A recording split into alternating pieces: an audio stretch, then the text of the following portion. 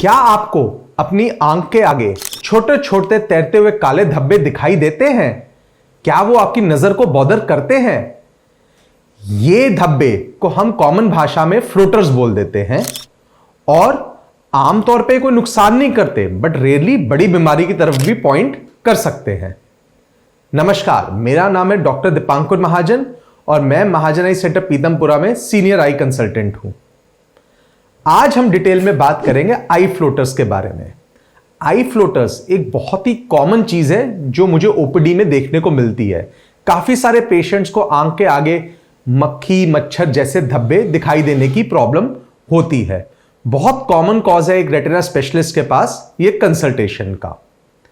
तो एक एक करके समझते हैं कि सबसे पहले ये धब्बे होते क्यों हैं, क्या क्या कारणों से हो सकते हैं और क्या इनका इलाज करा जाना चाहिए। चलिए सबसे पहले हम समझें हमारी आंख की स्ट्रक्चर कैसे होती है। आंख में सबसे आगे होती है पुतली, पुतली के पीछे होता है लेंस और सबसे पीछे होता है आंख का पर्दा या रेटिना। पुतली या कॉर्निया और लेंस का काम केवल लाइट को आंख में फोकस करने का होता है। पर्दा होता है जिसपे लाइट ड्रॉप करती है, वो उसे एब्जॉर्ब करता है, सिग्नल में कन्वर्ट करके ब्रेन में भेजता है तो हमें दिखाई देता है। जैसा आप देख रहे हैं आंख में लेंस और पर्दे के पीछे बीच में एक जेली होती है जिसे हम बोलते हैं विट्रियस। एज के साथ, उम्र के साथ काफी बार या किसी बीमारी के कारण इस जेली के अंदर छोटे छोटे धब्बे बिंदु से आ जाते हैं। इन्हें हम फ्लोटर्स बोलते हैं।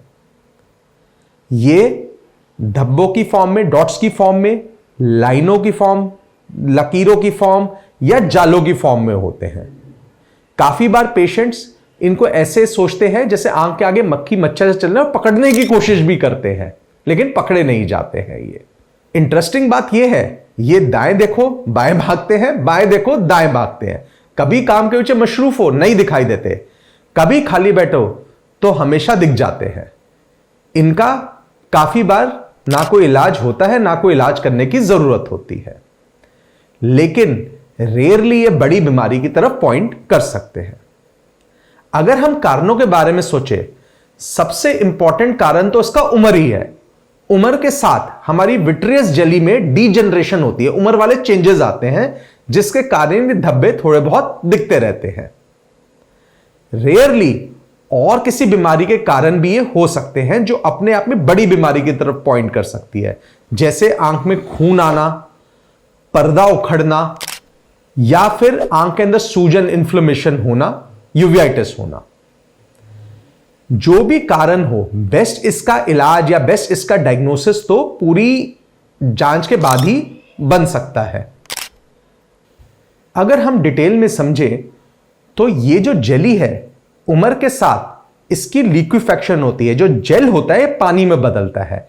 जब ये पानी में बदलता है तो ऐसे रेशे आंख के आगे आ जाते हैं। उम्र के साथ नॉर्मल चीज होती है, लेकिन रेयरली अगर एकदम से आंख में खून आ जाए या बहुत ज्यादा सूजन आ जाए उसकी वजह से भी ये आ सकते हैं।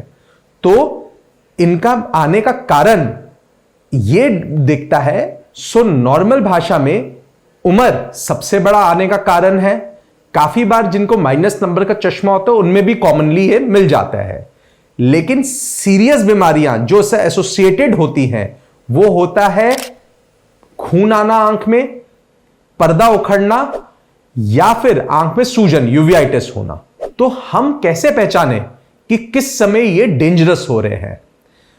हमेशा याद रखिए, कभी ऐसा हो बहुत सारे काले धब्बे एकदम से आंखों के आगे आए, जिसको हम बोल देते हैं सडन शार ऑफ फ्लोटर्स, या बहुत ज्यादा रोशनी चमके आंखों में, ऐसा लगे बंद आंखों में भी साइड में कोई बत्तियां चमक रही हैं, अंधेरे में भी बत्तियां चमक रही हैं, या ऐसा हो कि साइड से दिखना कम हो जाए, ऐसा लगे एक पर्दा सा आंख के ऊपर आ रहा है। तो ये सारे साइंस होते हैं जिनको हम डेंजर साइंस बोलते हैं, जिसमें आपको इमीडिएटली जाके अपने डॉक्टर को दिखाना चाहिए। ये अल्टीमेटली हमारे जो कारण है उन्हीं से रिलेटेड है। जब भी ऐसा होता है तो या तो पर्दे में खून आया है या पर्दा उखड़ना शुरू हो गया है। तो जैसा हमने बताया, इनके डायग्नोसिस के लिए हमें आंख में दवाई डाल के पूरे रेटिना को एक बार चेक करना पड़ता है। रेयरली हमें कुछ स्कैन्स की भी जरूरत पड़ सकती है, जैसे अल्ट्रासाउंड या ओसीटी, फर्दर इनके डायग्नोसिस में हेल्प करने के लिए। ट्रीटमेंट जो है हमारा, इस बात पर निर्भर करता है कि इसका कारण क्या है। जैसा मैंने बताया, मोस्ट केसेस में यह बिल्कुल नॉर्मल होगा, एज रिलेटेड होगा। एज रिलेटेड फ्लोटर्स का ना कोई इलाज है, ना कोई इलाज करने की जरूरत है, क्योंकि धीरे धीरे ब्रेन इनको अपने आप अडैप्ट कर लेता है, और या फिर ये धब्बे धीरे धीरे अपने आप ही गायब होना शुरू कर देते हैं, पूरा डिजेनरेट होके नीचे बैठ जाते हैं।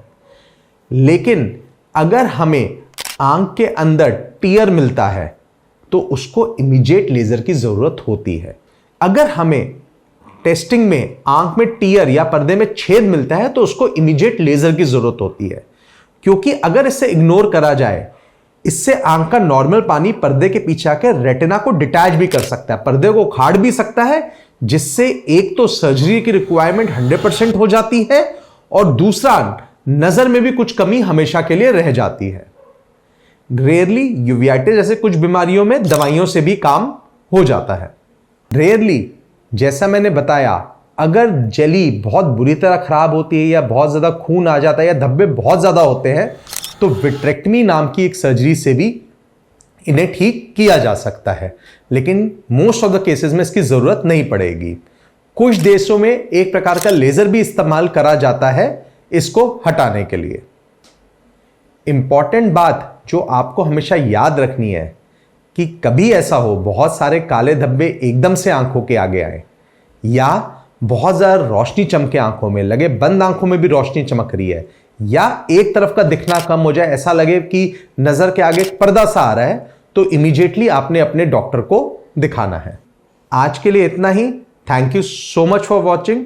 अगर आपको पसंद आया, please like, share and subscribe. आइए मिलके हर नजर बनाए खास। Thank you.